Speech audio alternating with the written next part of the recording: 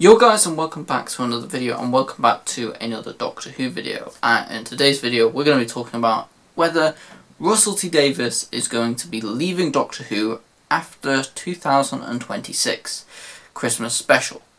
And yeah, pretty much there has been a handful of rumours floating around that Russell T Davies could be possibly leaving Doctor Who.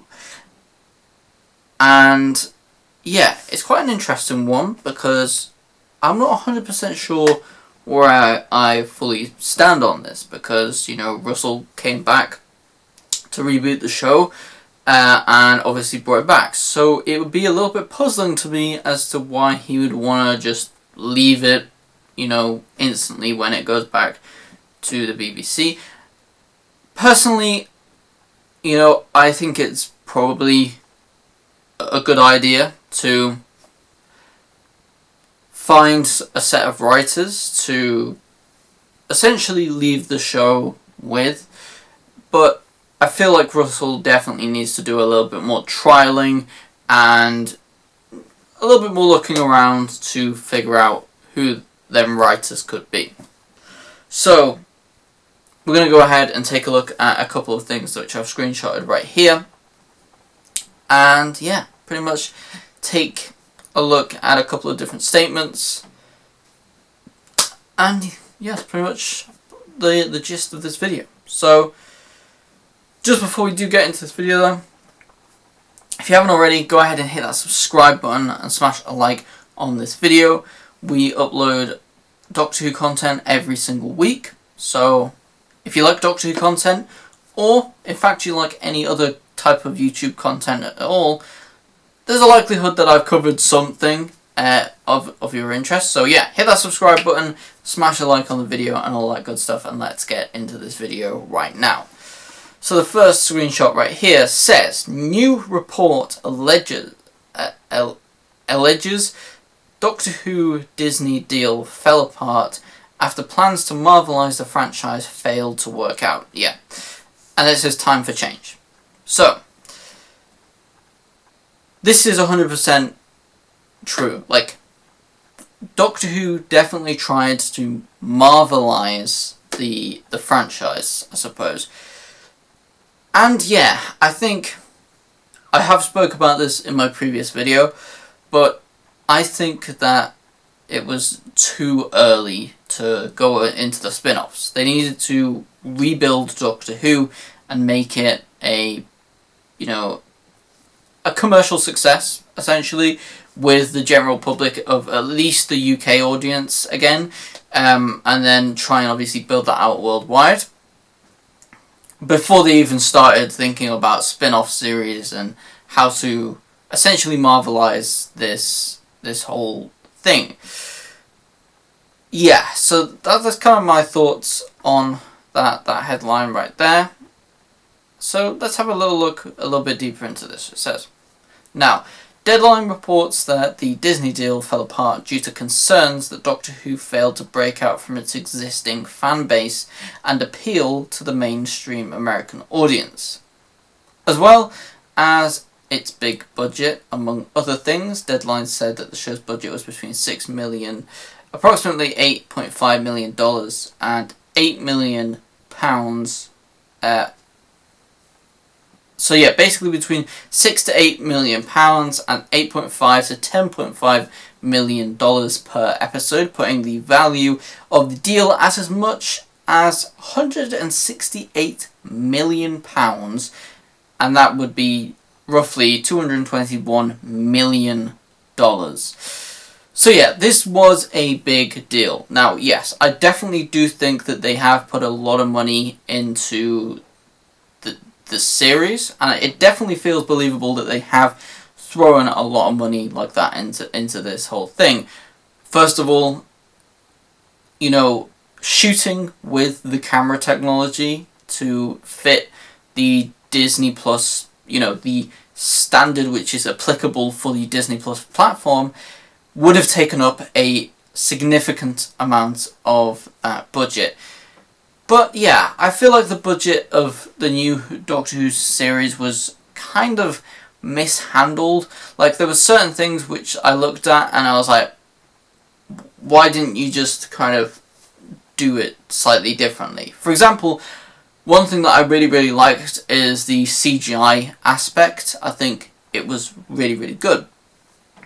But where you get like CGI and fake stuff becoming bad is that they use like a big, massive screen, which they filmed against for the episode Boom. Now, why they couldn't have just filmed that in some quarry in Wales, I have absolutely no idea, because that's how they've done it for many, many years. Yes, I guess they want to like try and experiment with different things, but they could have 100% just filmed that in a quarry, maybe CGI'd in some upper like skyline or something like that, and really done it that way. It would have been a lot cheaper to do it that way, and they would have been able to retain, you know, a much significant part of that budget to invest in other things, like, you know, maybe a monster for that episode. Because, you know, while Boom did look pretty cool, and I really, really did like the writing of that episode, the one thing it did really lack is a strong villain or monster. And, again, it didn't make for a very, very memorable villain and monster in that episode. So, yeah. Let's go on to this next part right here. But yeah, one thing that I do want to say just before we do get into this next part is, you know, I think this was a poor attempt at trying to get Doctor Who worldwide. And they kind of needed to build it up in the UK first to, you know, then be able to push it out to this worldwide audience. I don't think it works that they just decided to, you know, reboot it to a worldwide audience, because when they rebooted Doctor Who back in 2005 and Christopher Eccleston came into the scene, it gained a huge fan base in the UK, and word of the episodes got out over the pond to the US, and that then started to gauge some interest, so that when they eventually did throw it out to this whole BBC America thing, where they actually broadcast the episodes abroad in the United States, it actually worked quite well, because they did this during the Matt Smith era, where you had the Doctor in America, and it was a very, very big thing, and it was massively, massively successful.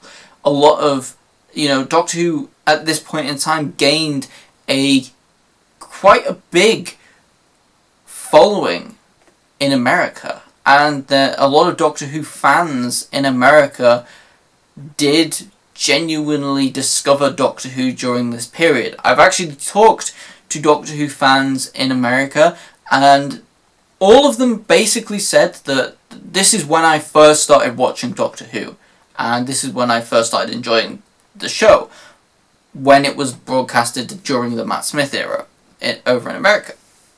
They also did give the Doctor a little bit more of an American style. Like, you had him sporting a Stetson for that part of the series, which again ties into the American Western kind of thing, which I personally really enjoyed for that whole thing. Sorry, my camera just cut out now, but yeah, I really enjoyed these episodes. Like, even like The Angels Take Manhattan, really, really cool how they kind of took Doctor Who a little bit more worldwide. And not that Doctor Who hasn't gone to America in the past with certain episodes, but this I really think did it very, very well. So let's go ahead and pull up the next screenshot right here. It says Doctor Who is basically, Doctor Who is to return to BBC One next year with a Christmas special after bosses declared that the show would remain at the heart of the BBC.